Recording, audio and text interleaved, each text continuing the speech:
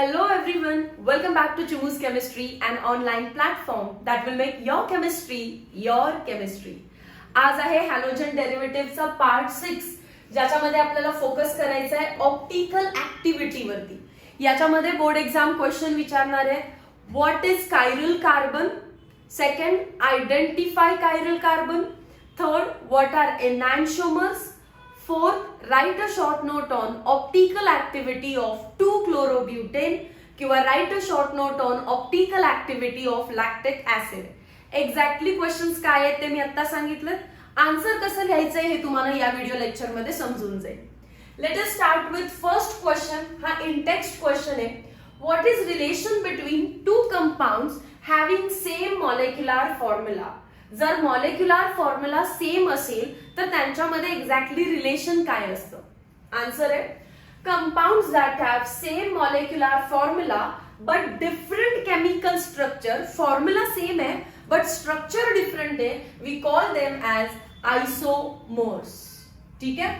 For example सगळ्यात simple structural isomer जे आपल्याला माहिती आहे CH3 CH2 CH2 Cl, right. आणि दुसरा molecule CH3 CH Cl CH3. Molecular formula same आहे बट स्ट्रक्चर मध्ये डिफरन्स आहे तर याला आपण स्ट्रक्चरल आयसोमर्स म्हटलेलं. Position of chlorine has changed, hence it is called as position isomer. They both are position isomers of each other. पण आता आपल्याला स्ट्रक्चरल आयसोमर्स नाही शिकायचे आहेत, आपल्याला काहीतरी डिफरंट आयसोमर्स शिकायचे आहेत. त्यासाठी क्वेश्चन विचारलाय what is mean by stereo isomerism. हे जे काही तुम्ही आधी शिकलेलं आहे म्हणजेच चेन आयसोमर, पोझिशन आयसोमर्स असतील किंवा मग फंक्शनल आयसोमर असेल, टॉटोमर असेल, मेटामर असेल, दे वर स्ट्रक्चरल आयसोमर्स. आता या चॅप्टर मध्ये आपल्याला शिकायचं आहे स्टिरिओ आयसोमर्स. सो आन्सर आहे compounds that have same molecular formula, same connectivity but different orientation in space. मी कसं क्लोरीन पहिल्या कार्बनचा काढून दुसऱ्या कार्बनला लावला, कनेक्टिव्हिटी मी बदलली. पण स्टिरिओ आयसोमेरिझम मध्ये मॉलिक्युलर फॉर्म्युला सेम असतोच पण कनेक्टिव्हिटी पण सेम असते. म्हणजे कोणताही बॉन्ड ब्रेक करून दुसरीकडे लावण्याची गरज नाही, बॉन्ड पण आहे तसे असतात. मग चेंज काय होतं but have different orientation in space. Space मध्ये जेव्हा तुम्ही त्याचं 3 डायमेन्शनल स्ट्रक्चर बघाल तेव्हा स्पेस मध्ये त्यांची अरेंजमेंट डिफरंट आहे. मी याला प्रूफ करते, मला काय म्हणायचंय ते मी सांगते. कार्बन 4 बॉन्ड बनवतो, 1 2 3 आणि 4. याला वेज डॅश रिप्रेझेंटेशन म्हणतात. समजा इकडे त्याला लागलेला आहे CH3, इकडे त्याला लागलेला आहे H, इकडे त्याला लागलेला आहे OH आणि इकडे त्याला लागलेला आहे काहीतरी एनी अदर ग्रुप. मी त्याला हॅलोजन म्हणते हवं तर Cl. हा कंपाऊंड आणि हा कंपाऊंड काय फरक आहे बघा याच्यामध्ये. वरती आहे CH3, परत H Cl आणि कोण होता OH. हे 2 कंपाऊंड मी ड्रॉ केलेले आहेत. दोघांचाही मॉलिक्युलर फॉर्म्युला सेम आहे, कनेक्टिव्हिटी सेम आहे. म्हणजे कार्बनला जे 4 ग्रुप मी इकडे लावले तेच 4 ग्रुप मी तिकडे लावलेले आहेत. कनेक्टिव्हिटी सेम आहे बट डिफरंट काय आहे, जेव्हा मी त्यांचं 3D स्ट्रक्चर बघते तेव्हा मला कळतं की OH वेज वरती आहे. वेज वरती म्हणजे टुवर्ड्स द ऑब्झर्वर आणि Cl minus away from the observer आहे. OH कुठे टुवर्ड्स द ऑब्झर्वर आणि Cl कुठे अवे फ्रॉम द ऑब्झर्वर. पण मी दुसरा मॉलिक्यूल बघितला तर Cl टुवर्ड्स द ऑब्झर्वर आहे, टुवर्ड्स द ऑब्झर्वर आहे आणि OH away from the observer आहे. म्हणजे एक्झॅक्टली उलट झालं. स्पेस मधली अरेंजमेंट चेंज असेल 2 मॉलिक्युल्स मध्ये, they both are called as stereo isomers of each other. Compounds having same molecular formula, same connectivity but different arrangement of atoms in space, that is spatial arrangement. चलो next 2-chlorobutane. 2-chlorobutane वरती आपल्याला short note विचारणार आहे. मग हा इतका important का आहे. जेव्हा याचं स्ट्रक्चर ड्रॉ केलं प्रत्येक कार्बनकडे गेले. फर्स्ट कार्बनला काय लागलेत 3 हायड्रोजन आणि एक काहीतरी हा मोठा ग्रुप आहे. पण 3 हायड्रोजन म्हणजे सेम ग्रुप आला. मला 4ही डिफरंट ग्रुप कुठे लागलेत का हे सर्च करायचंय. Then we go in to second carbon. त्याला 4 वेगळे ग्रुप लागलेले दिसतात बघा. या साईडला मिथाइल आहे, खाली क्लोरीन आहे, या साईडला इथाइल आहे आणि चौथा ग्रुप हायड्रोजन. जर असा कार्बन असेल कंपाऊंड मध्ये which have all 4 different groups, then such carbon is called as chiral carbon and it is denoted by asterisk symbol. असा ज्याला आपण स्टार म्हणतो पण ऍस्टेरिक सिम्बॉल आहे असा डिनोट करायचा. ऍस्टेरिक सिम्बॉल म्हणजेच तो कार्बन कायरल आहे आणि कायरल आहे म्हणजेच त्याला 4 वेगवेगळे ग्रुप लागलेले आहेत. जसं तिकडे CH3, इकडे CH2, CH3, खाली Cl आणि वरती H. मग आपण असा कार्बन का शोधला की जो कायरल आहे? त्याचा आन्सर इथे दिलेला आहे. When a molecule contains one chiral atom, it acquires a unique property. आपण कायरल कार्बन शोधला कारण कायरल कार्बन असेल the compound will get a unique property. काय प्रॉपर्टी आहे ती? Such a molecule cannot superimpose perfectly on its mirror image. जर तुम्ही 2-chlorobutanचं 3 dimensional structure draw केलं, 3 डायमेन्शनल स्ट्रक्चर, आणि त्याची मिरर इमेज घेतली तर ती मिरर इमेज याच्यावरती सुपर इम्पोज होत नाही. मी परत बघा दाखवते. इथे कार्बन घेतलाय, त्याला 4 वेगवेगळे ग्रुप, वरती ड्रॉ केलाय इथाइल जो की त्या बाजूचा आहे, इथे ड्रॉ केलाय मिथाइल CH3 जो की इथे होता, एक आहे आपला क्लोरो आणि नंतर आहे हायड्रोजन. सो 4 वेगवेगळे ग्रुप आहे, 3 डायमेन्शन मध्ये ड्रॉ केले आणि त्याची मिरर इमेज घेतली आहे. फक्त अशी डायग्राम पलटी केली आहे बघा एक्झॅक्टली. तर ही मिरर इमेज उचलून असं याच्यावरती ठेवायची आहे. सुपर इम्पोज होईल का रे एकमेकांवरती? CH2 वर CH2 CH3 येईल, पण हा H कोणावर येणार? मिथाइलवर. हा क्लोरीन कुठे येणार? या बाजूला. हा CH3 कोणावर येणार? H वरती. सो एक्झॅक्टली सुपर इम्पोज नाही होत आहेत. तर ही युनिक प्रॉपर्टी आली आणि या युनिक प्रॉपर्टीलाच ऑप्टिकल ऍक्टिव्हिटी असं म्हणतात. It is called chiral molecule. मॉलिक्यूलला कायरल म्हणायचं. A chiral molecule and its mirror image are not identical, that is they are stereo isomers of each other. 4 very important point. 2-chlorobutan मध्ये मला एक असा carbon सापडला ज्याने 4ही वेगळे बॉन्ड बनवले. त्या कार्बनला म्हणायचं कायरल कार्बन. अख्ख्या कंपाऊंडला म्हणायचं कायरल कंपाऊंड. पण आपण कायरल कंपाऊंड का शिकतोय? कारण जर कायरल कार्बन असेल तर त्याच्याकडे एक युनिक प्रॉपर्टी येते. ती युनिक प्रॉपर्टी काय आहे? 3 डायमेन्शनल स्ट्रक्चर काढलं आणि त्याची मिरर इमेज घेतली तर ते सुपर इम्पोज होत नाहीत. आणि त्याच प्रॉपर्टीला मी पुढे जाऊन म्हणणार आहे स्टिरिओ आयसोमेरिझम किंवा ऑप्टिकल ऍक्टिव्हिटीचा आपला स्टार्ट होणार आहे इथे. ठीक आहे, चलो. व्हिडिओ आवडत असेल तर लाईक करा, शेअर करा, सबस्क्राईब करा. मी हे सांगायचं विसरते आणि म्हणून तुम्ही ते करत नाही, तर आता करून टाका लगेच. पुढे व्हॉट इज कायरल ॲटम? आता तुम्हाला कळालंय. अँड अनसिमेट्रिक कार्बन, असिमेट्रिक असंही म्हणू शकतात त्याला. Asymmetric carbon atom is carbon atom that is attached to 4 types of atom or group of atom. 4 different types of groups पाहिजे. ठीक आहे. त्याच्यानंतर दुसरं नाव मी इथे दिलं त्याचं असिमेट्रिक. कधी कधी CET असिमेट्रिक असं सुद्धा म्हणते. स्ट्रक्चर कोणाचं ड्रॉ करायचंय आपल्याला? 2-chlorobutan. याच्यावरती एक शॉर्ट नोट येऊ शकते. याची ऑप्टिकल ऍक्टिव्हिटी एक्सप्लेन करा. तुम्हाला अजून ऑप्टिकल ऍक्टिव्हिटी काय आहे हे समजलेलं नाहीये. तुम्हाला फक्त आता काय समजलं? कायरल कार्बन काय आहे. कायरल कार्बन म्हणजे असा कार्बन ज्याला 4 वेगळे ग्रुप्स असतात आणि त्याच्याकडे युनिक प्रॉपर्टी असते दॅट त्याची मिरर इमेज त्याच्यावरती सुपर इम्पोज होत नाही. लॅक्टिक ऍसिडचं स्ट्रक्चर व्यवस्थित बघा. लॅक्टिक ऍसिडला वरती ड्रॉ करायचंय कार्बोक्सिलिक ऍसिड, खाली ड्रॉ करायचे CH3, इथे एक साइडला H, इथे एक साइडला OH, and again there are 4 different groups on this central carbon. तर तो झाला कायरल. कार्बन कायरल आहे म्हणून कंपाऊंड पण झाला कायरल. कायरल किंवा मी काय म्हणू शकते?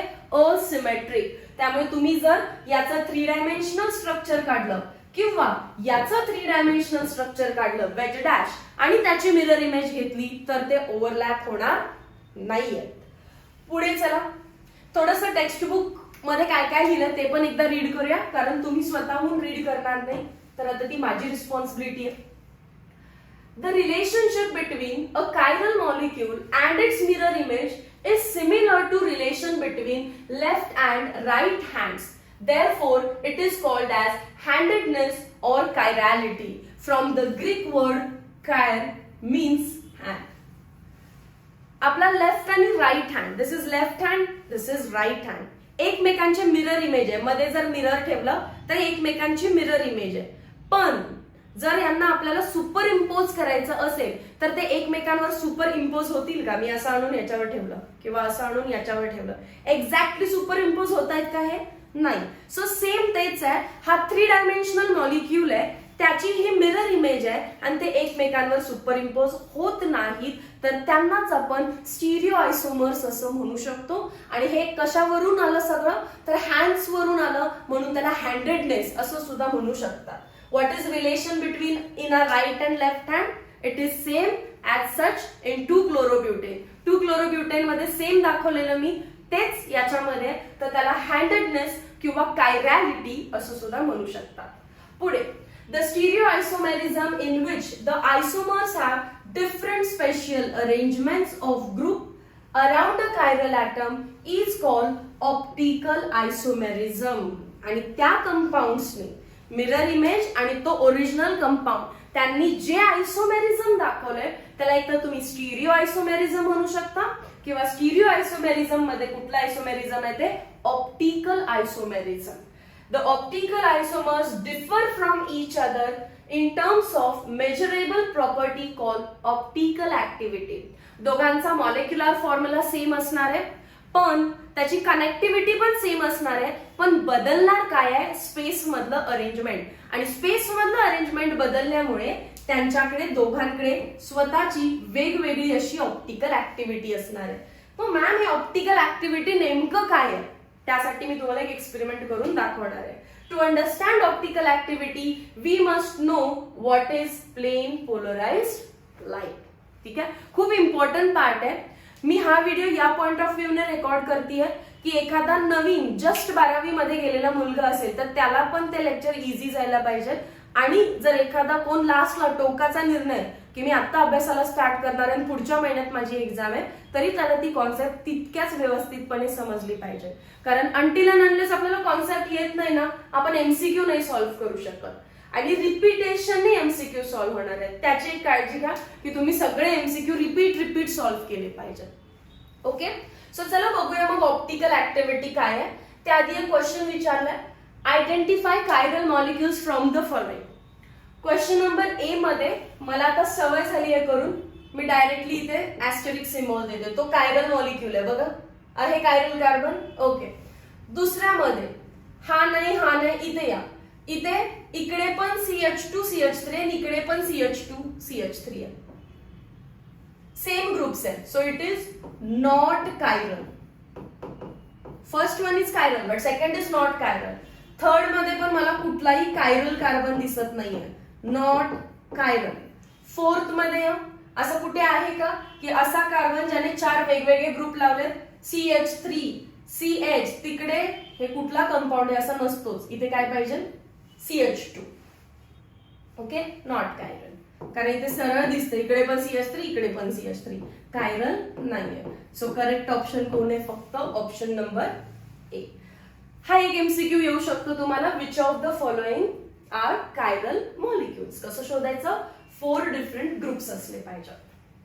आता आपण एक्सपेरिमेंटला स्टार्ट करण्याआधी ऑप्टिकल ऍक्टिव्हिटी हे जे नाव आहे ते अजून आपण स्टार्टच केलेलं नाहीये. ते स्टार्ट करण्यासाठी गरज आहे आपल्याला प्लेन पोलराइज्ड लाईटची.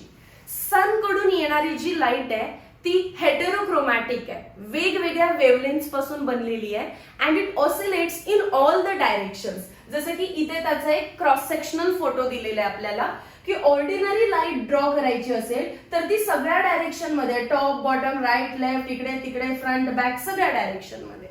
पण त्याला जर आपण निकोल प्रिझम मधून पास केलं, हे कोण आहे? Ordinary light. कशातून पास करणार आहे आपण? एका प्रिझम मधून, निकोल्स प्रिझम. निकोल्स प्रिझम काय आहे हे मी नेक्स्ट स्लाइड मध्ये सांगते. चमत्कार काय होतो, हे जे लाईट वेगवेगळ्या डायरेक्शन मध्ये ऑसिलेट करत होती इकडे तिकडे, ती आता फक्त एकाच प्लेन मध्ये, एकाच डायरेक्शन मध्ये ऑसिलेट करेल. फक्त अशी लाईट्स अशा वेगवेगळ्या डायरेक्शन्स मध्ये ऑसिलेट करत होत्या, राईट? वेगवेगळ्या वेवलेन्थ्स होत्या. जसं निकोल्स प्रिझम मधून पास झालं, आता फक्त it will oscillate only in one plane. Such light is called as plane polarized light. Ordinary light have different wavelengths oscillating in all possible directions, but plane polarized light oscillates only in one plane. म्हणून त्याला plain polarized light म्हटलं.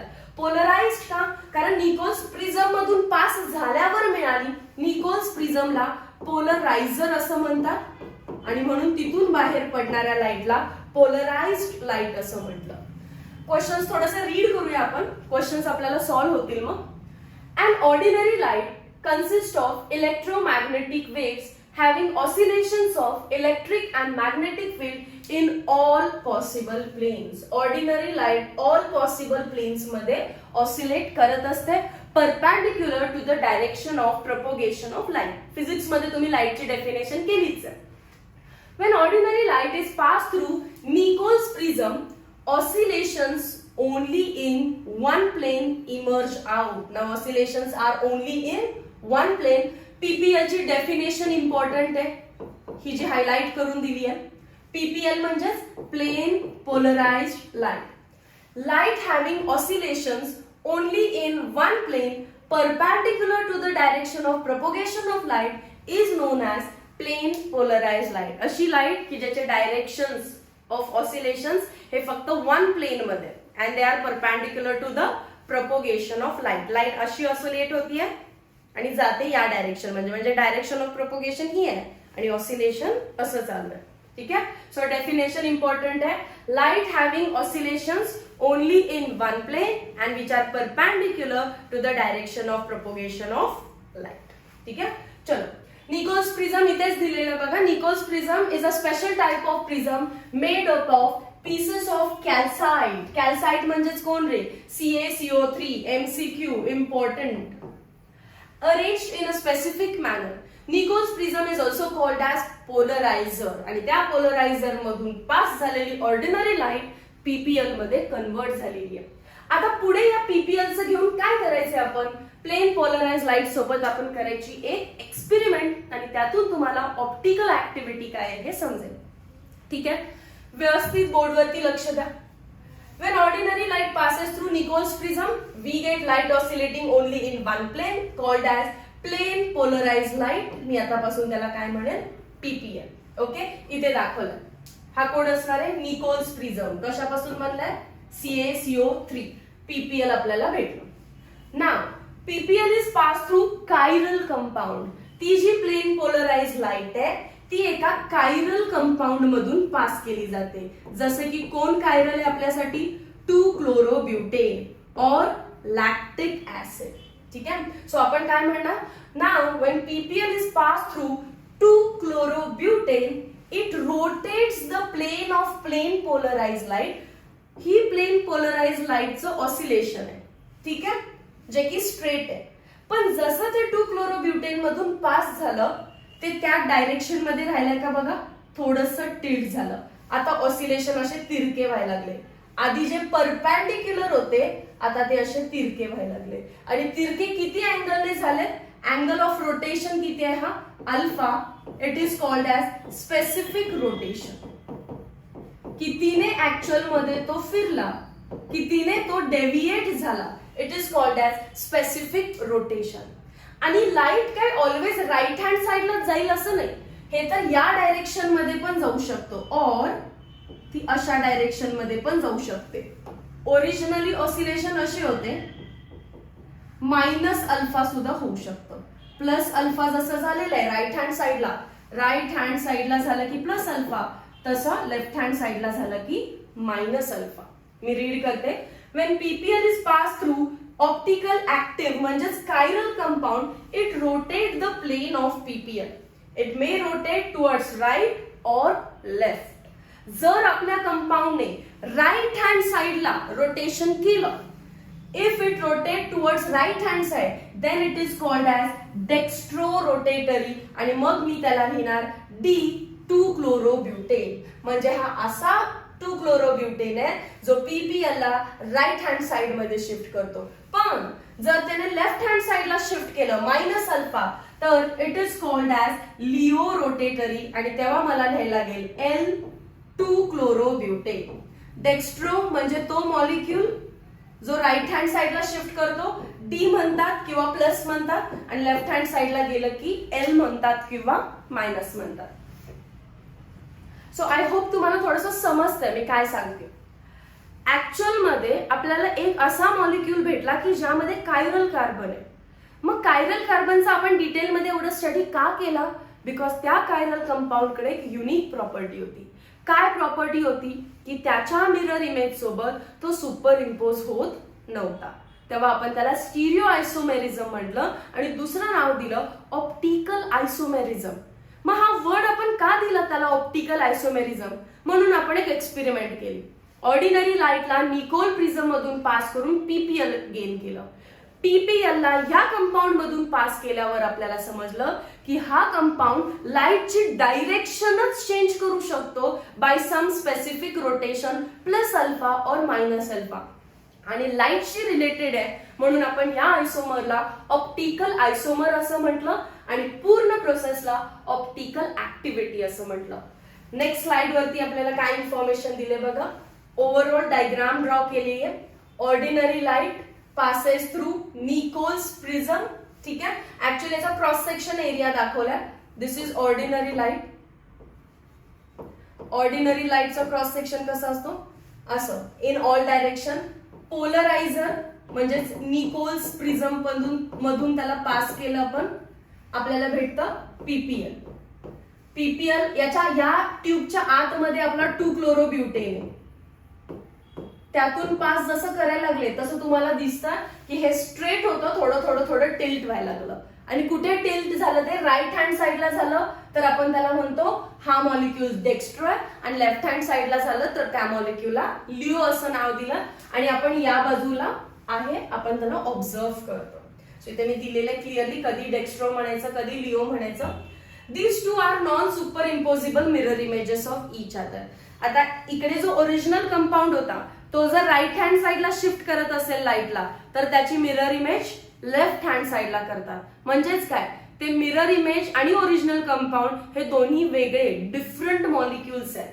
They rotate the plane of PPL with same magnitude but in different direction. याने plus alpha केला plus 50 degree तर हा minus 50 degree करतो. That's it. एक positive असेल तर दुसरा निगेटिव्ह असेल. सगळ्यात important part इनॅन्शोमर्सची definition.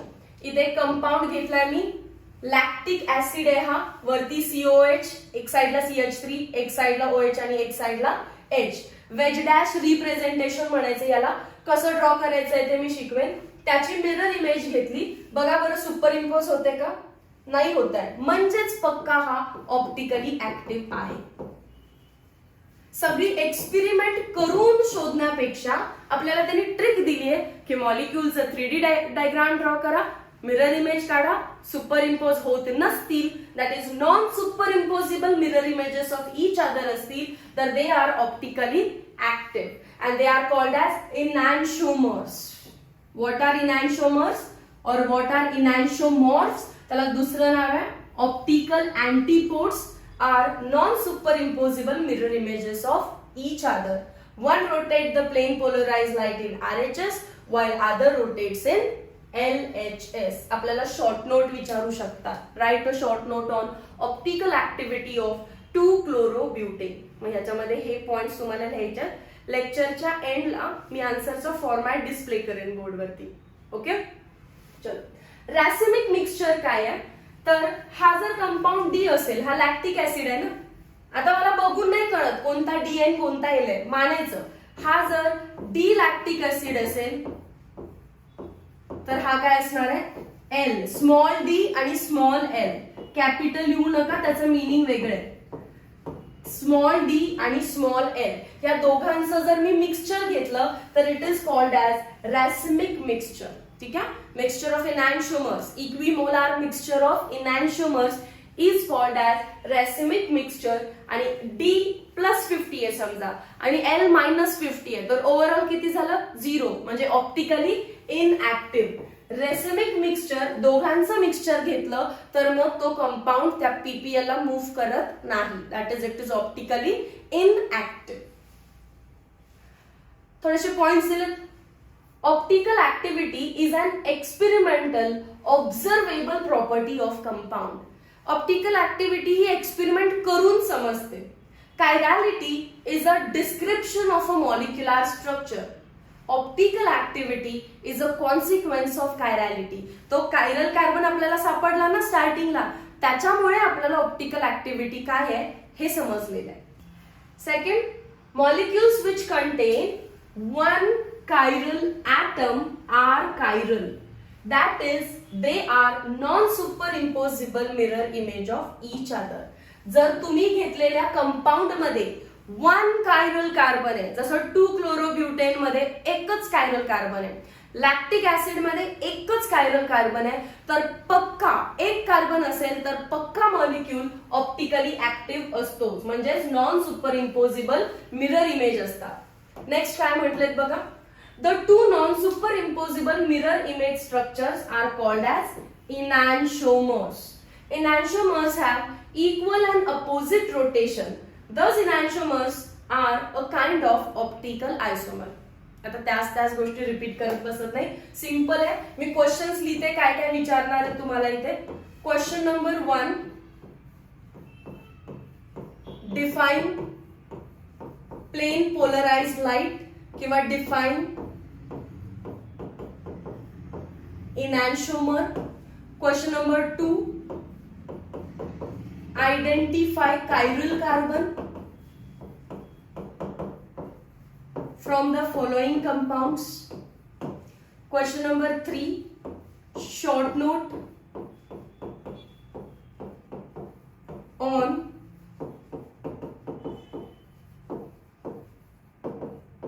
optical activity of 2-chlorobutane.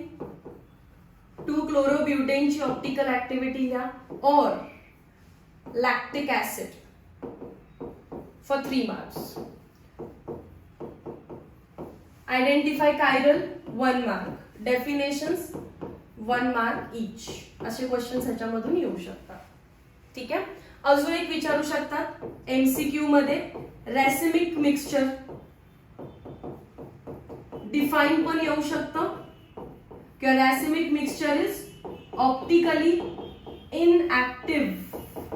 हा ऍज इट इज एमसीक्यू येऊ शकतो.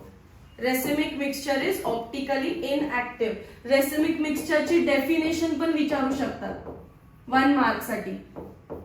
इक्विमोलार mixture of D and L molecules किंवा D and L compound. D जितका घेतलाय तितकाच एल घेतला तर इट फॉर्म्स रेसिमिक मिक्सचर. हे तुम्हाला क्वेश्चन्स परफेक्ट करायचे. ठीक आहे. Next, enantiomers. The optical isomers which are non-superimposable mirror image of each other are called as enantiomer. Definition इथेच आहे. Or enantiomer or optical antipodes. For example, 2-chlorobutane. ते मी आधीच सांगितलं. इथे enantiomers have identical property. Most important. ते दोन जे आहेत ओरिजिनल कंपाऊंड आणि त्याची मिरर इमेज, त्यालाच enantiomer म्हणतात. त्याच्या सगळ्या प्रॉपर्टीज सेम असतात. Identical physical properties such as melting point, boiling point, density, refractive index, सगळ्या फिजिकल प्रॉपर्टीज सेम असतात एक्सेप्ट ते rotation, specific rotation, sign of optical rotation.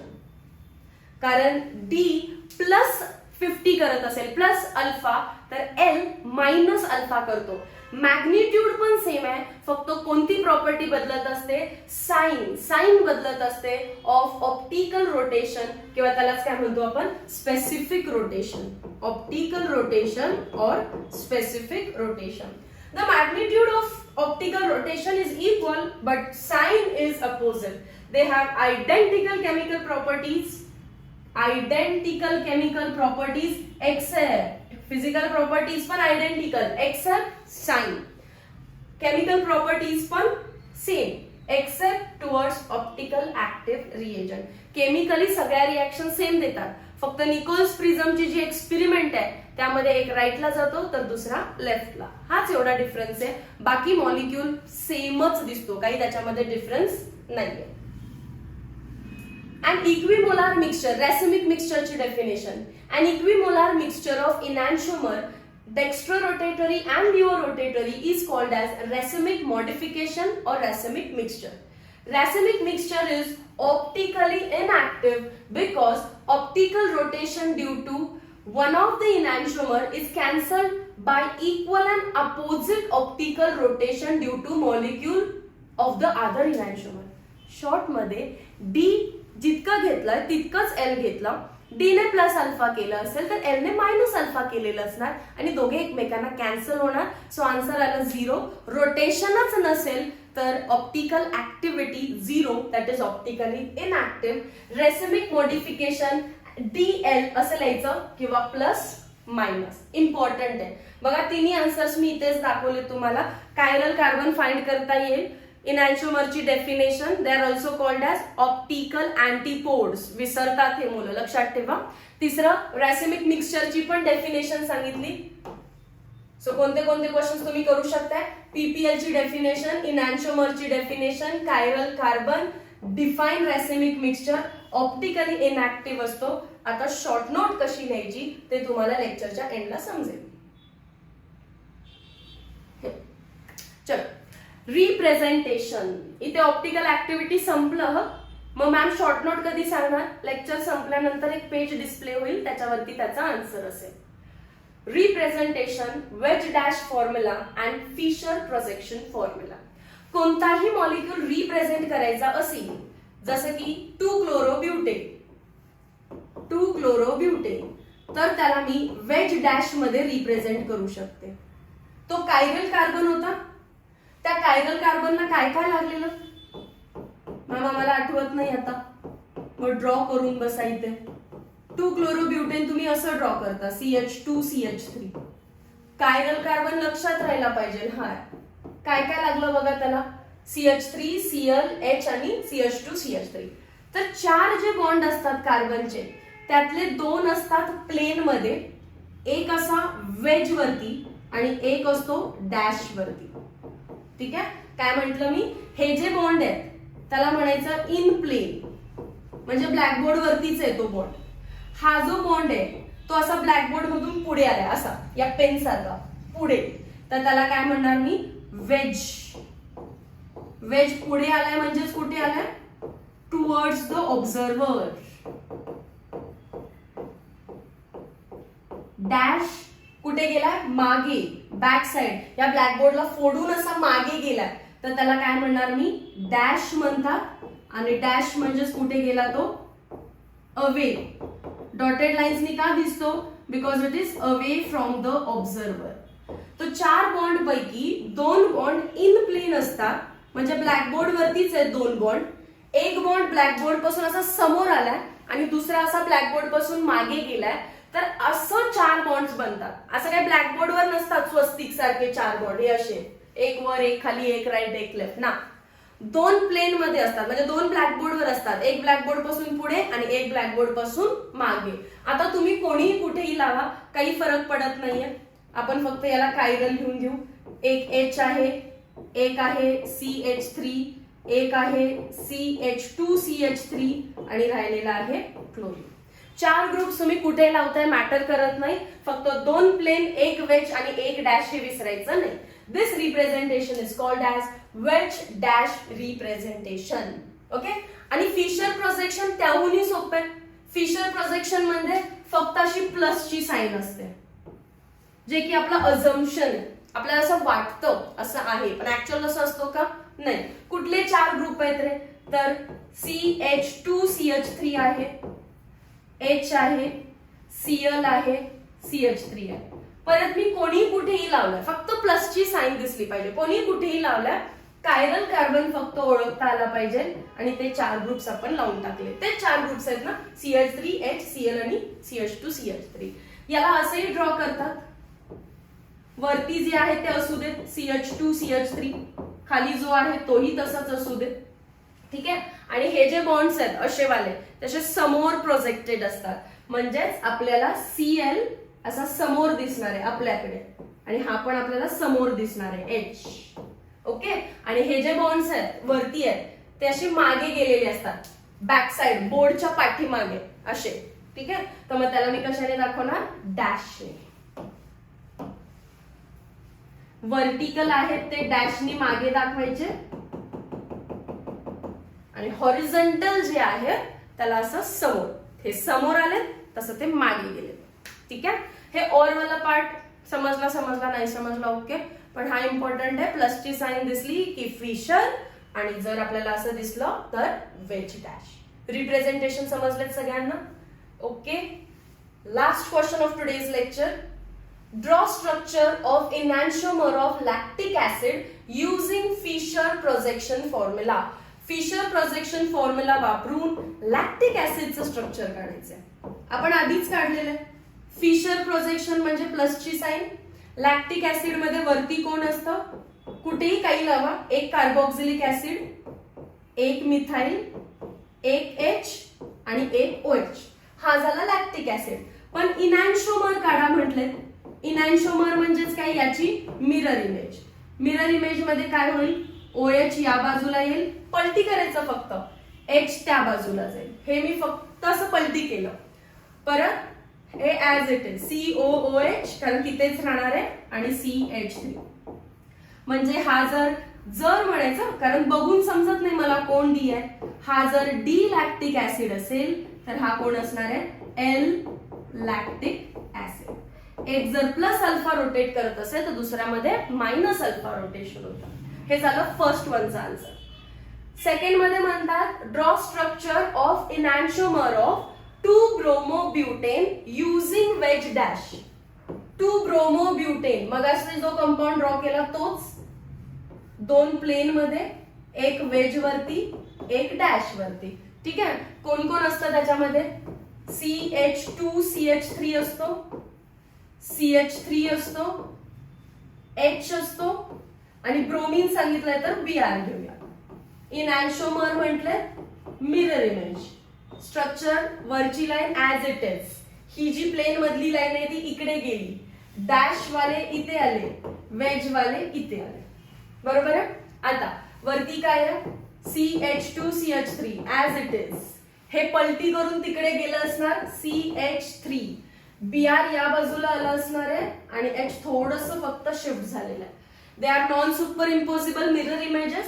जर मी याला म्हटलं D2-bromobutane जर म्हटलं मी तर तो काय असणार आहे? L2-bromobutane. बघून नाही समजत. कोणी म्हटलं हा D तो L तरी पण चालतं.